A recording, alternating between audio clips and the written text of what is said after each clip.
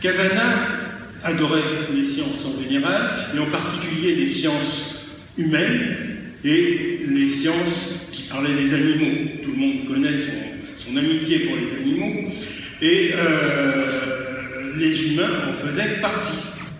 Tout ce qui s'opposait à la représentation animale de l'homme était représentation non grata, si vous voulez.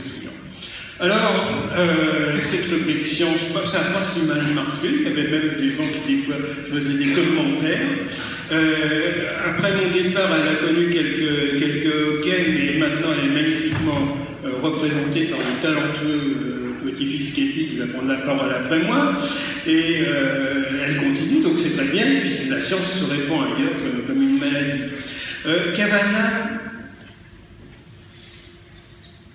aurait pu lire Lamarck, je ne crois pas qu'il l'avait fait, mais le système analytique des connaissances positives de l'homme, restreinte à celle dérivée directement ou indirectement de l'observation,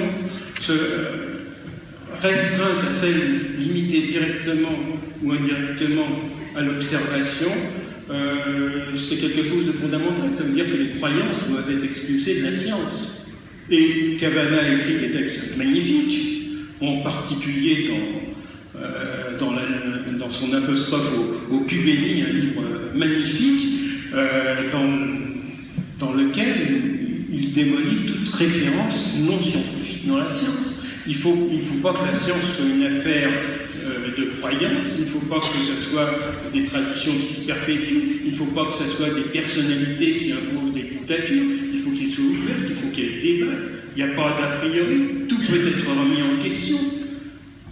Et malheureusement, ce n'est pas ce que font les scientifiques à l'heure actuelle.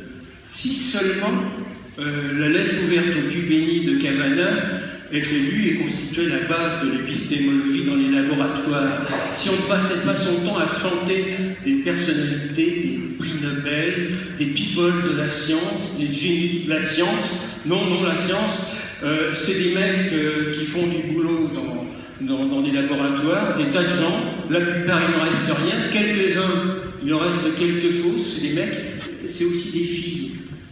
Et ceux qui font le travail, ils sont très souvent plagiés et ils sont très souvent volés, en particulier les filles. Il y a plein d'histoires de femmes qui ont fait des découvertes fondamentales de l'ADN à la radioactivité et d'autres, et dont on a la plupart du temps jamais parlé. Alors voilà, Cavana adorait aussi les animaux. Il y a un animal dont je regrette, mon cher Philippe, qu'il ne soit pas là pour co-présider cette séance, c'est Nénette.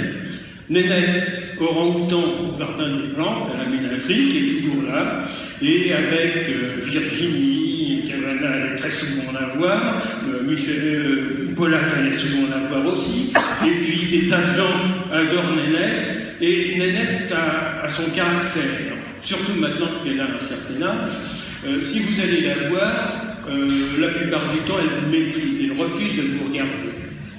Mais quand par hasard elle vous regarde, là, vous êtes dans l'observation que j'évoquais. Et c'est là que vous découvrez quelque chose sur ce que vous êtes et sur vos origines. Et ça, je crois que Pascal Tassi, qui a été longtemps le guide de François au Muséum, ne manquera pas de nous en parler. Merci. Merci.